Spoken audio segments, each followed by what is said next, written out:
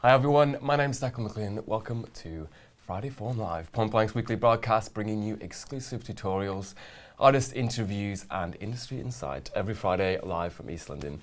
Today we're joined by Cera Alba to take a look at Pioneer's new sequencer and sampler TORAIZ.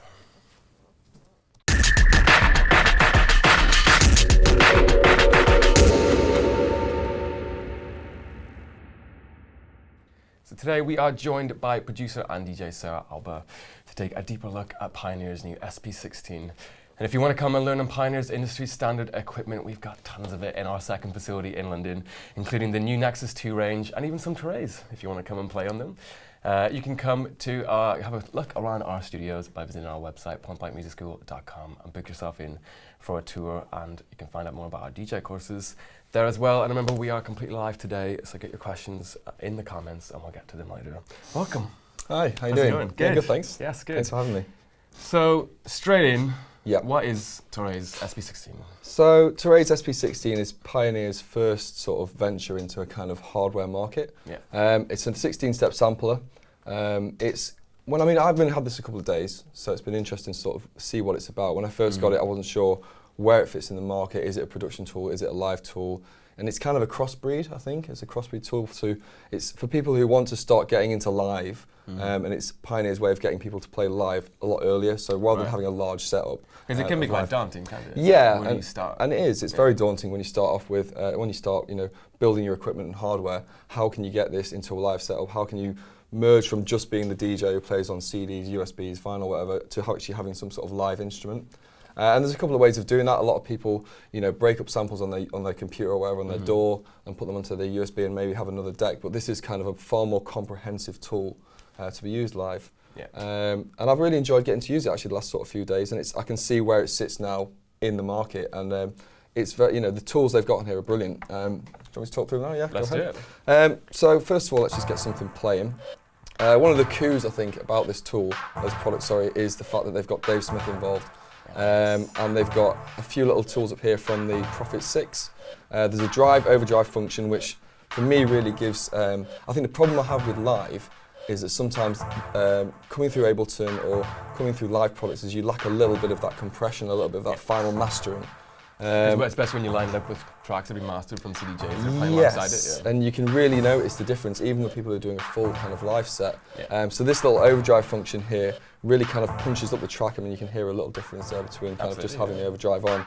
And that's fully analog? That's fully analog, yeah, sorry, the circuitry's analog. So there's two filters on here. There's a 4-pole low-pass filter and a 2-pole high-pass filter, which is quite good, and the resonance control, obviously. It's really quite a strong filter, to be fair, and you can tell it's an analog filter. The sampler itself is actually built-in digital samples.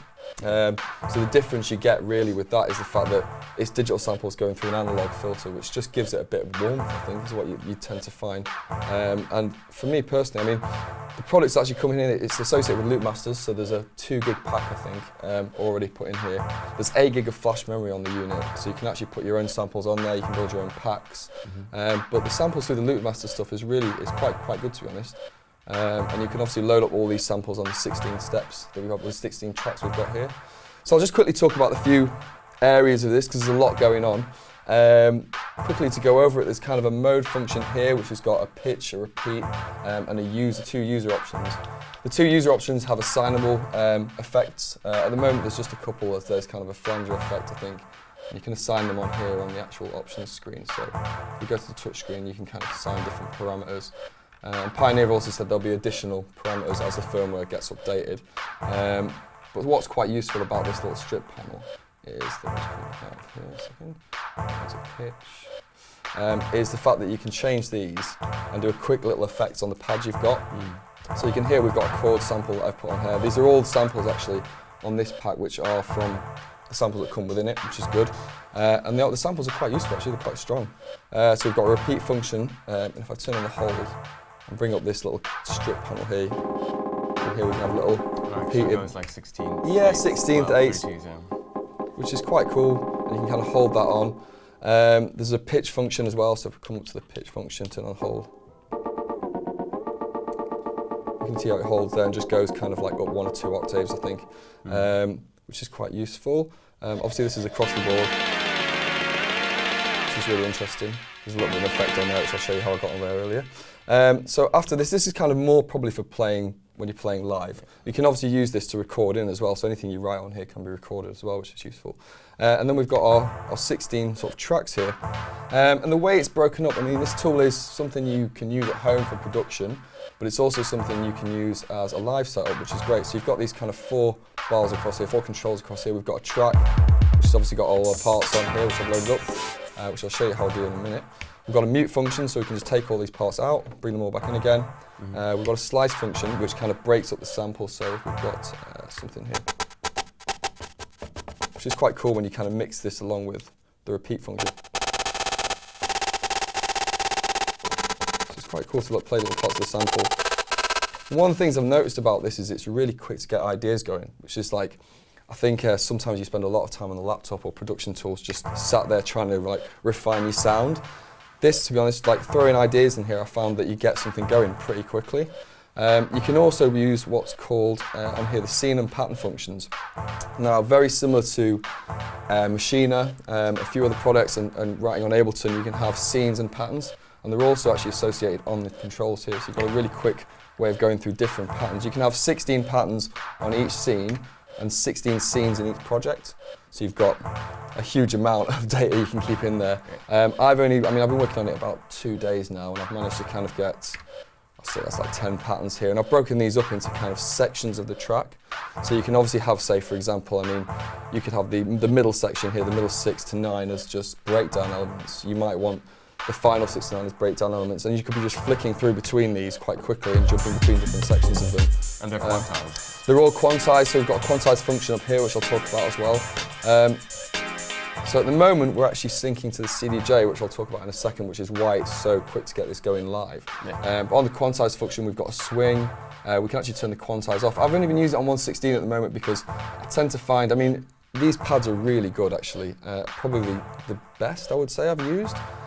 Just because their sensitivity is really good. They're really quick to get things going, and like just the way they touch is just really like useful, I find. Let's get something on here cool. So they're really kind of like, the sensitivity is very good. Let's just stop this a second. You can really kind of just get a nice little touch going on those pads. So, I mean, what I tend to find with some products is that you just don't have that sensitivity, and I'm not the best finger drummer. You know, there's some really great producers out there who can just kind of jam out a beat really quickly, but I found this is probably the really most sensitive way of getting sounds in.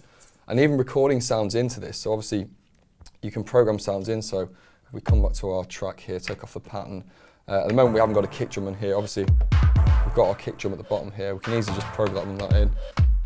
So you just select the sound you want? Yeah, just select your sound you want, and obviously down here we've got something which is quite similar to the TR8. This is your step sequencer, obviously reflective of each panel you're on here. I'm going to talk about the LCD screen in a second actually. So obviously you can just program these in as much as you want to. It's really easy to just bring them back out again. At the moment they're just on a set velocity, but you can change the velocity of each of these samples as well. And if you record in the pad, does it record the velocity too? It does, yeah, so that's quite useful, and that's one of the things I found which makes it organic. So I mean, if you're recording something in, so let's just put a kick drum in here, and let's find something else to bring in. So if I just bring in this recorded hi-hat, I think I've got like a flange on this hi-hat as well. So if I just have the record button on, it's on quantize at the moment. And it really records, and that's probably the most important thing I've noticed about this is when you record something in via the record function, you have the quantize on, it really gives the exact accuracy of how you pressed it. What I tended to find sometimes with quantization in software or in hardware is that it will play it, or you'll record it slightly different to how it quantizes. As you can hear there, that's exactly the pattern I played in, which is probably one of the most useful things about it. So coming across here, let's just bring on the pattern a little bit. So this is my initial pattern. It's kind of like how you would start the track, to be fair. You can bring these patterns out up to 4 bars. I'm only sitting on the 1 at the moment, but for example, what's quite useful is that you could have, say, on this first pattern point, you could have just running on, say, 1 bar. Yeah. But then you could come to the 4th bar and have it running on 4 bars. Okay. So you can switch between the two. The only thing I've noticed, which is a little bit frustrating with this, is when you're producing, when you're building parts, is that it kind of, you can't jump between the patterns, between the bars, sorry. So you can't work on bar 2 and then sit and walk on bar 1. You have to wait for it to roll over, which is probably something the firmware, I imagine at Pioneer will probably update. So just coming through again, we can just select the next pattern. So I've just added in a hi-hat there. You can actually see the hat down here, so if we come onto the hat, take off this pattern. We can also actually access the patterns on the screen as well, so you can actually see them written out here. So we've got quite a good option of seeing them both on the screen and through this control here. So let's bring on the next pattern. So I added like a little vocal stab in here. So this is how I was building up this pack here. If we go to the pattern here, we've got a 4th. On the 4th pattern marker, it's kind of building up, taking out the kick. I've got like a delayed echo on the chord here, just before it kind of breaks into the first part of the track, which is part 5 here, pattern 5. And then dropping into the bass elements. So I mean, it's really quick to just design the track. Is that bass line, is that a loop? Yeah, no, that's something I wrote in. Oh, okay, yeah, cool. something I wrote in. Right, so, okay. So you can play melodies too? Yeah, you can play melodies too, and there's a scale function which I'll talk about playing the melodies in. So I keep distracting you. No, that's good. No, it's good to ask me questions while I'm doing it. So if I take out these parts here, you can hear, that's the bass that I've written in. And we can actually have a look at that, to be fair. When you play that in the pads? Yeah, so I played that in on the pads. So let's just come over here, mute, sorry. So you can see the bass notes there. I'm going to talk about the screen now and how you can kind of access this, because it's got a kind of, I mean, I'd say the software in it is a little bit of Ableton, a little bit of Logic. It's kind of a very simplified DAW, but for what it's useful, I mean, you can pretty much do most of what you need to do on it. So talking about the LCD display here, it's a nice, clear 7-inch screen. What I'd say as well about the unit is it's really solid. And I mean, the price point is, I think, 1270, which is pushing the kind of like high-end drum machine market. You know, you're up there with the Electrons and things like that. But the build quality is really top-notch. This is actually a metal cover here, the plastic, and it's quite heavy, but it feels solid and it feels like it's going to last. And the touchscreen is really accurate as well. So on the touchscreen here, we can actually see that all these parts relate also to the pads that we have across here. So let's turn off the mute so I can bring these in. So they're all related via colour. You can also use this kind of little jog wheel here, which is taken from the CDJ. So I mean, most people who have used CDJs understand the back and home functions of that. Within this screen here, we can kind of access all of our little details with regards to the sounds. Let's just get the chord up here. So we've got the DM chord here. Across the bottom, there's kind of 6 controllers here. So we've got like trigger mode, 1 shot. We can change that to gate, I think. So that's just how the shot's triggered via the sampler. There's a time stretch mode here. So linking on the time stretch, we've also got a scale function here. So whichever sample you've got selected on track, so we've got this one selected here, we can jump to scale and actually play different scales of this. The only thing I've noticed, which is a slight, for the kind of anal guys who are really into, well, not anal guys, but the guys who are really into playing in key and things like that, is it doesn't display the key. Now this sample will have a set key from the sample originally, which I think... You need to know this key of the sample. Yeah, I mean, this is DM, so this is D major, which is fine if you really know your scales. I mean, I know them to an extent, and I could probably find the scale. So obviously whatever's selected down there will be a D major, so you'll know chromatically where it's going to go. Yeah. But for simplification, it you know, brings in quite good ideas, and you can obviously just record these in. So if we took this out, and you want it to play. So let's just record that. And it's really easy to just get that going. And you can hear it just fits in perfectly, which is great, to be fair. The old drive. The old drive's going a bit crazy there. I accidentally turned that up a little bit too much. But that's just to show how quickly it is to just get an idea going. Yeah. Also in this, obviously, let's just talk about the sampler here. We've got a pan function, which you can obviously send it left or right. Very similar against Logic and Ableton in that. We've got a pinch function, so I could take this up a little bit. And we've also got a time stretch function, which is a resample, which is obviously just sending the sample out as a 1 shot, the standard key it was in, and then the time stretch function, which gets us to play it in different keys. And the quality of the time stretch is, we were talking about it earlier, weren't we? It's reasonable. I think it could be a tad better. But it's certainly playable enough to use. There's no problem with it, I would say. I think what's good about this product as well is that Pioneer have said they can update this consistently. So the software for me is getting there, but it certainly could be improved, I think. But I think the point with what they were saying was that this could be constantly firmware updates, a bit like they do with the CDJs. So the little sort of tweaks that they've got here, I'm sure, can be fixed quite quickly. So let's go into the sample. So on here, we can just double click the sample. And you've got your standard kind of like DAW-esque properties here. So we've got a playback function. So if we look on the playback, we can change obviously the envelope on the sample. So let's just bring in this chord again. So where are we? Let's bring up the mute, sorry. So you can see there, I can actually play this sample. I can actually break the length down, snap it to the grid.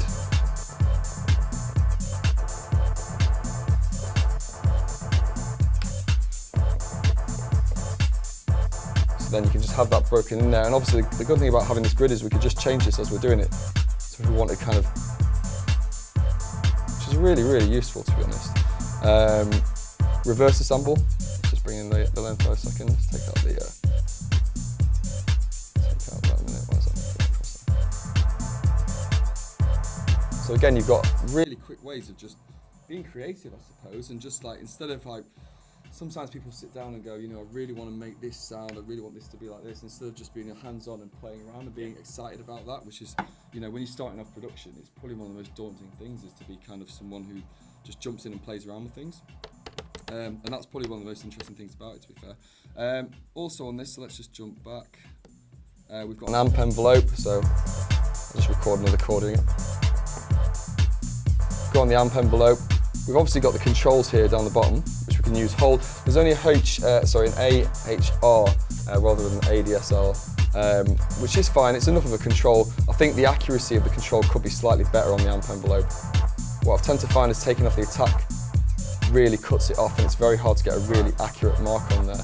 But again, with it being touchscreen, it's really kind of like, you know, that's quite an enjoyable fact that you can just play around with it on there rather than kind of having to turn these. And is that automatable? It is automatable, although I can't remember if I've got into it yet. It's one of the things I didn't manage to go over. I mean, what I would say about this product is it's hugely in depth. And I mean, I've had it for a couple of days and managed to look over, you know, a few of the aspects to it, but it's very, very in depth, and there's a lot you could do with it. I think you would be able to record it by automation. Yeah, I think if you just hold down the step and then change it. Ah, right, yeah, is that what it is? So then that step. Ah, yes, you're right, yeah, you're right. It doesn't display it on the screen. So you're right, yeah, so if you take that out, you're right there, yeah, so it does take off. So it's very easy to program automation, yeah, but it's not visible, which is, right. You'd expect, I would almost expect the envelope to jump there and show you, but you can hear it, obviously, it's fine. Also, there's obviously effects. I'll talk about the sequencer in a second. At the moment, they've only got 2 or 3, so 4 effects on there. There's a chorus, a flanger, 2-band EQ, and a filter, which is cool. That's one of the things it's lacking at the moment, is effects. So you've only got 4 here, and then on the send channel, I think there's 2. And really, ideally, it would be great to have delays, reverbs, but I mean, there's space there. I can imagine they'll put those in at some point. So let's just add, say, a flanger on here. And this effect's directly affecting this channel, so it's not a send on here, so every amount will be affecting the full signal. Yeah, it's an insert effect, exactly. So let's just turn up the delay a bit, get some feedback on here. One thing I would notice about these controllers is that it does take you have to turn them up quite a lot. I mean, I don't know what you would call that. It's basically the rate that they change. But you can actually hear it changing now on the flange effect, which is quite cool. Which is cool. It's a cool little effect there, to be fair, going. And you can only assign at the moment 1 effect per track, basically. Which again is something I imagine they'll look at fixing. But you obviously want to chain these effects to get really cool ideas going. If we look at the sequence, you can see there the sequence of parts. We can change these and move these along using the shift function, so we can shift all of these parts. I think if you just hold 1, you can shift. I thought you could actually just hold 1 and move 1. But obviously you can just do them half as well. You can also take off the quantize here and just get them rolled along as well. So yeah, very useful. 1 bar. It's something you would never do on a mouse. No, really no. Like, and you would never think to do that. No, and now, yeah, and I mean, I've just moved that sound across and it's created some very bizarre, which just sounds crazy now, which is totally unique. I didn't really try and do that, but it's got a nice sort of interesting element to it, which is cool, really. You can really hear that step attack time. Yeah, totally. Adding to the groove now. And all we did was shift that across there and have a lot of play about, which is probably the most exciting thing about this. So yeah, talking about the screen here, let's go through a few of the options here. I'm going to just actually bring my pattern along a bit now and just show you how I built up the track. So if we come onto pattern here, I mean that pattern now I've played around with, it's completely different, but it doesn't matter too much. Let's bring the rest of the parts.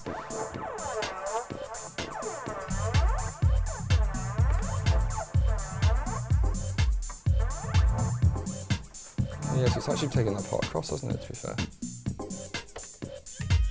So I was just kind of building this element up here. If we come across our patterns again, have a look at this. So just adding a vocal in there to kind of build up the drop sort of thing.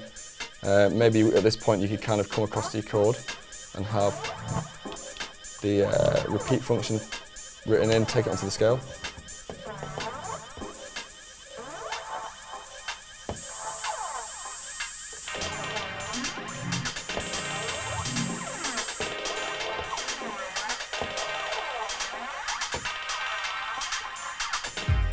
And then drop the track in, which is, you know, on a system that's really exciting to be able to play around with that and just be really free to kind of drop down ideas. So at the moment I'm just using the 1 bar on this track, so I've actually got 2 scenes going on here. So what's quite cool is jumping to a new scene now. Obviously the kind of ideas between mixing this with CDJs as well and having kind of multiple tracks on here is basically endless, to be fair. So you could have, you know, potential of 16 tracks on your scenes here, and then obviously 16 patterns within that, which is a huge amount of data, a huge amount of different ideas to go with. So let's just jump now to the other track that I was working on, and I'll just show you that, and then I'm going to basically make a track from scratch and just show you how it works and how easy it is to get ideas going. Okay, so let's just jump across to a different pattern. Let's jump onto this. So again, just to mention as well, the 2 tracks I've written on here have all been used, the loop samples, I've all used the loop master samples that are in here, and I was actually quite impressed with the quality of them. The only thing on here is that I've recorded a couple of live things from some analog gear I've got at home and just sampled a couple of parts of my track. Let's just come onto track here and just show you a few bits. So we've got the kicks there. So you can hear that I've just started off this track with a kind of like nice kind of, I think this synth sound, this kind of synth pad sound is a jungle sample from the Loop Masters, which is a really cool sound. We've got up here, which is my, sorry, just turn off that thing. So that's just a sample I got off one of my bass synths. Got like a chord stub there. So how is sampling into it? I mean, it's pretty straightforward. Sampling into it is pretty straightforward. So yeah, let's talk about the ins and outs quickly. So it's actually got 8 ins and outs via jack. It's also got a MIDI in and out, obviously, to chain. We're actually connected via Ethernet at the moment to the CDJs. So what Pioneer's kind of angle on this is that it links up to, it will eventually link to Rekordbox, and also it links Ethernet cable-wise to the CDJs and syncs. So, you know, what I imagine will be the idea is to chain your CDJs through Ethernet and then chain this into it as well. But obviously it's also, you know, because of the MIDI connections and because of the audio outputs here, you could also chain this into a live production quite quickly and quite easily.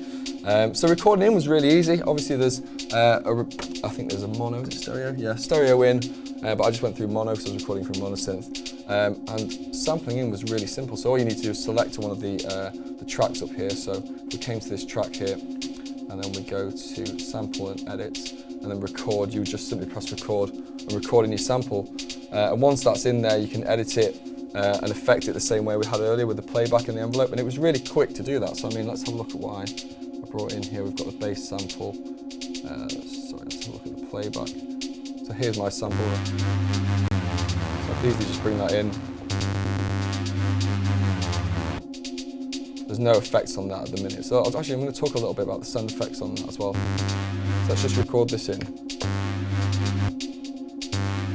And let's just add a send effect. Just one second. So here's the mixer window, and this is kind of how you would use your send effects and change the volume of samples.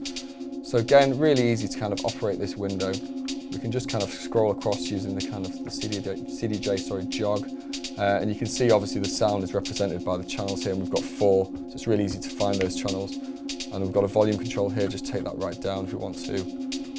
We can obviously add a pan to it, we can add a send amount to it. So let's just bring in that little bass sample again. It's on 10, is it? Let's take off the mute, sorry. And you can see that it's quite dry at the end of it. So I mean, I'm really into my reverbs and delays. I tend to not like the dry samples, it's not kind of my production style.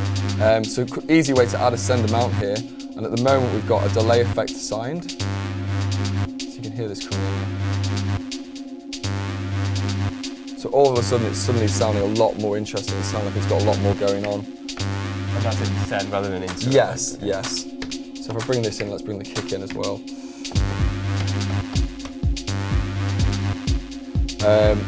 Also with this, I'll just show you how you've got this effect here. As I said before, they've only got 2 effects as a send effect at the moment. Okay. I'm syncing this delay with it. Obviously it's going to be standard like increments written in here, feedback amounts, high cuts and low cuts, sorry, to kind of like obviously EQ your sample, EQ your send, sorry. At the moment we've only got a reverb and a delay. But I mean both of them, the sound quality of them is both pretty good to be fair. But it would be good to have those being able to be chainable and a bit more, more effects on there to be fair. But quality-wise, they are pretty good to be fair. It'll be hard for you to hear on live, but sound quality-wise, that is quite good.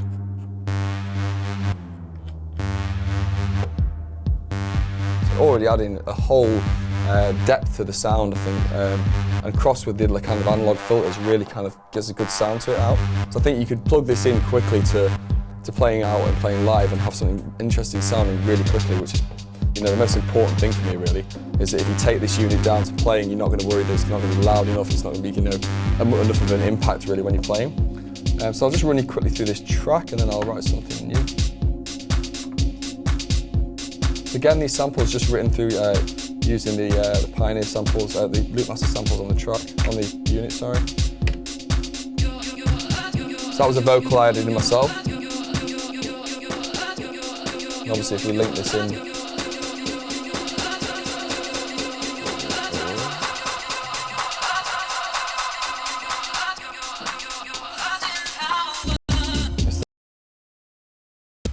is you can save all your tracks and well, they're called packages or projects basically onto the unit or onto your USB. So I mean the advantage with that is that if you're adding your own samples and creating your own banks, you only need to, like Rekordbox, you need to take a USB, say, to a gig if they have this unit and jam in, and you don't have to take this unit with you. Obviously, it's going to take a little bit of time for these to be in clubs and bars and etc. Depends how big a DJ you are. Depends how big a DJ, depends how big your rider is, whether you've got Grey Goose or just orange juice, before they get these out into the clubs. But, I can imagine seeing them rolled out quite quickly. Yeah. And, the bigger guys, I'm sure, will be quite happy to request this on their riders. And it does add a new element, and it does add a new part of interest. I know the Pioneer guys were talking to Solado about it, and they were saying it's really good because even if you just had snare drums written across scales, you've got elements of build-ups and drops and things for their kind of music, which works really well. So creating a new project, let's just come over here to the kind of projects menu. We'll just create something new. I have to say the saving and bringing up projects should be, as it is, very easy to use. So we'll just call this Cera PB. Create that new one. Get something going quite quickly here. It is a little bit slow on the upload, but I think that's just because obviously the firmware is quite new. So let's get a sample in. I'll just show you how you can quickly get something going.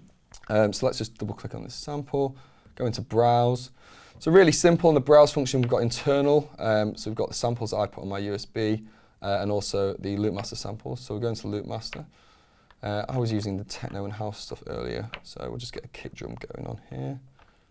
So drum hits, kick drums, and it previews the sample there because we've obviously got the preview there. It's a little bit quiet that, but it's fine for the moment.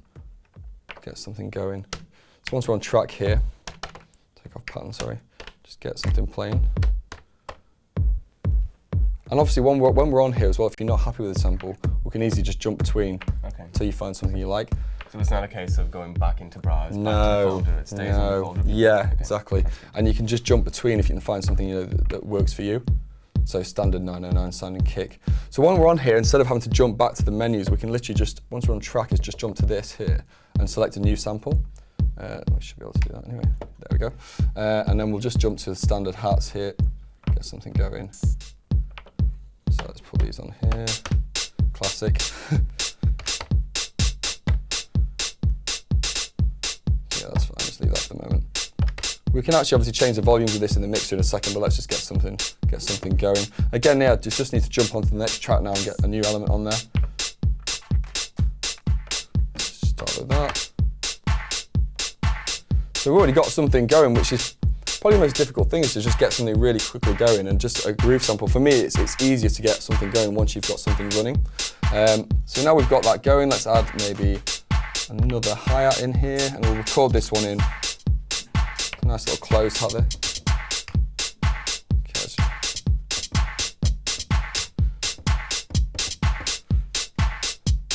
So really quickly got something going there. Again, let's put some more bits in here, some percussion. If we use the shift function, we can jump between the folders. Let's just get some snares maybe written in. Maybe a rim shot.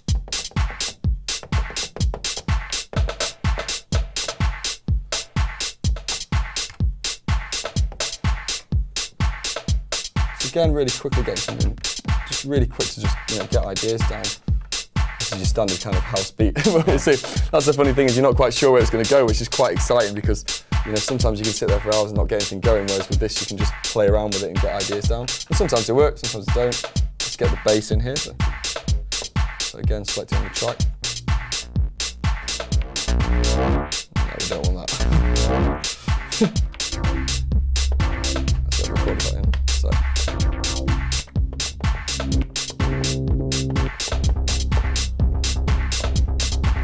Bit techno, that's quite cool.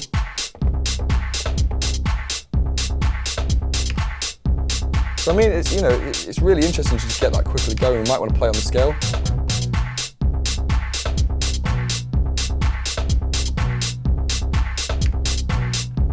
And I mean, I'm not checking the scale here, or the key or anything, but I mean, you can use your ears obviously to check that, make sure it's sounding all right. So now we've got this going, maybe let's just add a send effect onto it to get something interesting sounding. And then we'll add maybe some chords and little vocal stabs. Okay, so let's come over to the hats. So we've got this little rolled hat here, so let's just... So this could just do with a bit more interest to it. So if we just go onto this sample, I'm going to add, come up to the mixer here. Let's just check our levels quickly. So maybe the clap's a little bit loud, bring it down.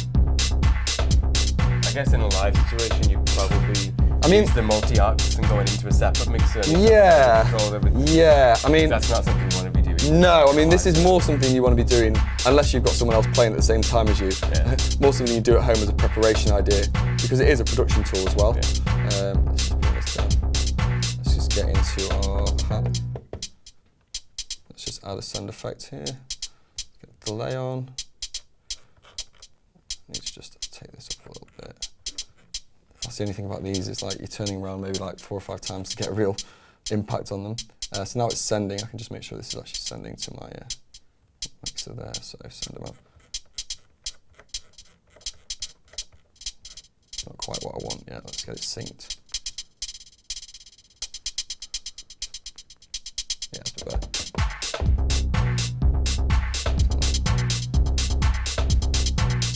So it's cool to get little ideas going like that quite quickly. Let's just see what else we've got on parts here.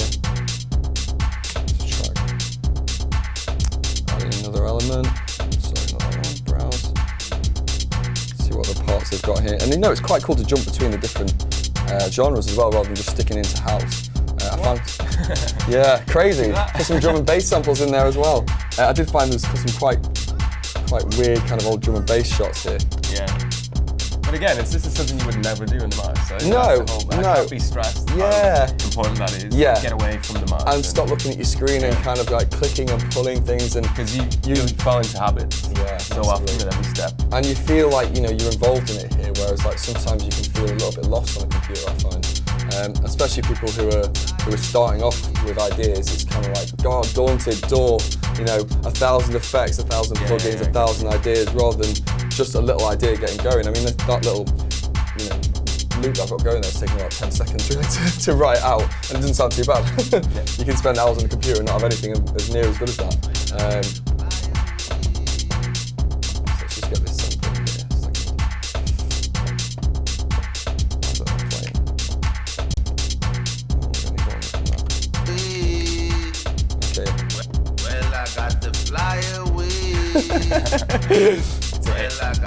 Yeah, so I mean that's quite interesting. So let's just get this cut up a little bit better. Let's get a little.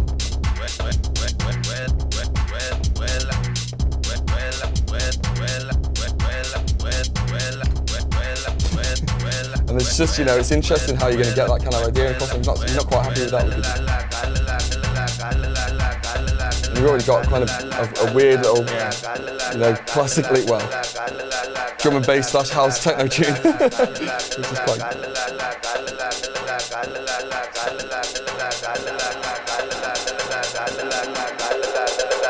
And we just drop this little vocal out.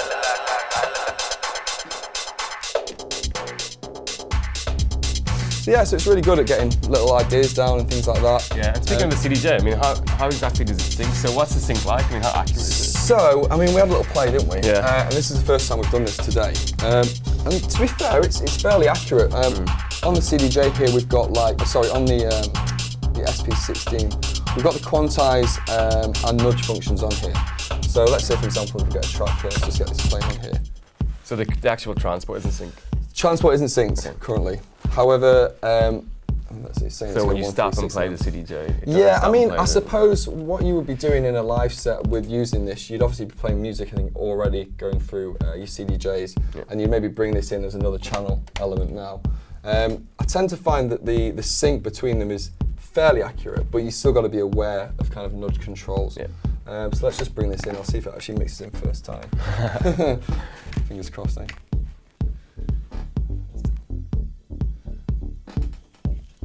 Yeah, so I think that's coming pretty accurate. So it's pretty much there. Yeah.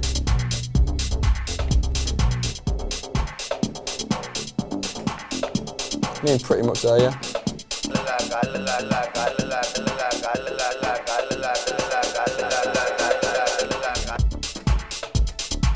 So I mean, jumping straight onto CDJs and doing that, I mean, that's taken us 2 seconds on the set this morning. And if you move the fader, yeah, automatically it does jump. We didn't. It does jump. It pretty much in. I mean, you're not going to be doing any crazy. I mean, unless you're, you know, Zabelia and start throwing it up. But to be fair, that's pretty good for me, to be honest with you. And I think if you're using this as live and you jump in between, you're going to be that hands-on with this that you'll notice if something's out. I mean, if you can mix CDJs and vinyl, you should be good enough to recognise that that's not quite in. I mean, yeah, overall, it's a really, really good product, and I think from just getting ideas going and getting something interesting going, it's, I mean, we've seen just written. I don't know if I've released it just yet, but you get the idea. Yeah. Yeah, totally. Well, we got loads of questions coming in. Yeah, all right, Try and answer them all for you. Yeah, no worries. Guys. First of all, from Aaron, Gabriel is asking, is our friend The Revenge? Yeah, it's a very good shot, by the way. In the background. Yeah. He's asking, how does this integrate with DAW, and how does it compare to the TR8 in your opinion? So I haven't hooked it up to a laptop yet because I tried to not use a laptop, Right. which is the whole point. But in theory, this should connect via USB, so you could go in via USB, use that external instrument, and therefore you'd be relaying MIDI back and from your DAW, which would be quite useful to see what the MIDI signal would come out of this. I'm not sure if the firmware does that yet, but it will do, definitely. Okay. In comparison to TR8, I've only used the TR8 briefly through a few demos. It's a totally different product, in my opinion. The TR8 is strictly a drum machine. It's strictly a live drum machine. And it's very good with TR8 because it's got modern software in it that links up to your DAW very quickly and gets ideas going. But this is a whole different breed of a product, in my opinion. Mm-hmm. It's kind of, you know, end user base in concepts. You know, I was thinking about it in context of, like, if anyone knows the Apple Mac story, to do with kind of Steve Jobs and the idea of having the original Mac, the Apple Macintosh computer, having open-ended usability. This is kind of open-ended usability, so you can kind of adjust what you want to do with it, whereas other tools I've seen are very restricted into how you can do them and how you can use them, whereas this is, the more this gets updated, the more it's more about the user developing and how they use it and how they can be creative with it. Because if you think you can put any audio in this you want and quickly link it to a DJ set and do, you know, ridiculous amount of effects, like in a DAW concept. So it's got a DAW within the product rather than the TR8, which is just, you know, it's literally standalone system. So yeah. Yes, indeed. Cool. Let's see what else we got. Mladen Liber is asking, does it sync with Nexus 2? Yes, it does. It does, yeah. It's in the Nexus, but it syncs with Nexus 2 yes, as well. You gotta have the latest firmware. Yeah, latest firmware on CDJs, yeah. Bo Beats is asking, what I'm really curious about is two questions. Cool. How deep the engine is in terms of editing and changing your sounds. Any LFO, for example? Not currently LFO, but I imagine it's something that'll be on the send. Sample modulation. Yeah, sample modulation. There, yeah. No, but I mean, what I've noticed and what I spoke about earlier is that it hasn't got the most in-depth controls door-wise on here, but it's got enough, and it's enough to get an idea going. And what I think I find is that unusually the sounds gel really well, really quickly, and sound, you know, you don't have to do a lot of adjustments to get kind of like sample MIDI in position correctly. You play them in, you can write them in, they do kind of, the quantize function is really powerful on there. So it's good to take your hands away from that a little bit sometimes. Totally. And the second part of his question is, will it be able to multi-track sequence synths via MIDI? So can you use this sequencer with external? Yes, yeah. Okay. So it's got a MIDI in and out, and obviously you could take in audio via the MIDI controls through different instruments and different drum machines and record samples into this on the fly. So say if you had, you know, your Tanza bar, your synthesizer all linked through MIDI and all linked through a MIDI clock, you could then record your audio into here, go back out of here, and then resample and rechange. And so that's why it's useful of taking anything from anywhere and doing whatever you want with it really quickly. So even if you didn't use any of the built-in sounds, you can still use it as a multifunctional sequencer. Exactly. Yeah. And I mean, the idea is obviously you get all the best sounds you've got off all your hardware and just jam them on that USB and just take that anywhere, and you've got, you know, a multitude of ideas. Cool. Rene Quintex asking, what is the difference compared to Native Instruments Machina? Laptop. The massive thing is it's standalone. So this is just on its own. It's got its own hardware and software built in. Machina obviously needs a laptop. They're different breeds of tools. I say Machina is a production-only tool. They are bringing it into a live concept, but from my experience, Machina's been difficult to get going live. This has just got everything ready to go pretty much. So yeah, that's the main difference. Pat Splat, great name. Can I see how it switches projects in a live situation? Well, we kind of looked at that. Yeah. You wouldn't really do that, would you? You wouldn't switch projects in a live situation. You switch scenes and patterns. Yeah. So obviously, like we said earlier, we've got 16 scenes and 16 patterns. So you've got obviously every pattern you've got 16 scenes within that. And now for me, that's, you know, a potential of 16 tracks and then 16 parts within that for each track, which is a fair amount. If you think about playing a live set, most live sets won't go over an hour and a half unless you're king playing for 5 hours. So, you know, there's enough information in there to do a live set and play, you know, over an hour and a half period, let's say, for example. You could jump between projects, but that's why, you know, you've got this kind of equipment. And also the idea, if you're just using this, all right, you'd have to, like, you know, reload a project and come in and open a new one. But if you've got this with a multitude of instruments, you could easily have something else playing, or something else, like a small sampler playing the track that you go in and reload a new project in very quickly. You've got the mixer, and CDJs are just jamming on something quickly on there. Exactly. So, but loading a new project stops the sound? Yes. Okay. Yeah, completely. Okay, cool. Maybe one or two more questions. Cool. Life is great. Yes, it is. I was asking, is it just standalone? It is Friday. Yes, indeed. Is it a standalone, just a groove box with sequencer and a new display? I guess it's asking, is it just standalone? Yeah, it is. Yeah, so it's a groove box. It's everything within its own unit. But you can. I mean, we haven't gone into the whole USB. No. There isn't currently an AU-VST plugin, but I hear it's coming. Yeah, I heard it's coming as well. And it's also going to be fully linkable with Rekordbox, which is the really powerful tool. Which is the key. Yeah. Yes. And Pat Spot again's final question is asking, will the user setups transfer from unit to unit via USB? Yes, they do, yeah. Similar to when you plug it in, it says my settings on the So, yeah, on this board here, on this project setting here, you can save as a package. So you can save as a package, which would save all the samples you've used, anything you've put into your 16 tracks, and you can drop that onto a USB or drop it onto the unit. So ideally, you can put everything on that USB, and it's there always, basically. So like we were saying, one day you just rock up at the USB. Yeah, and you've got your live set. There's no dragging bags again. Oh, yeah, Saytech. He'll be so angry about that. Sorry, mate. Sorry, Josh. Nice one. I'm so sorry. So that is it for today's FFL, and if you want to learn a lot more about DJing and the TORAIZ, make sure you check out our courses at pointblankmusicschool.com. We'll be back next week for another FFL, so we'll see you then. Cheers.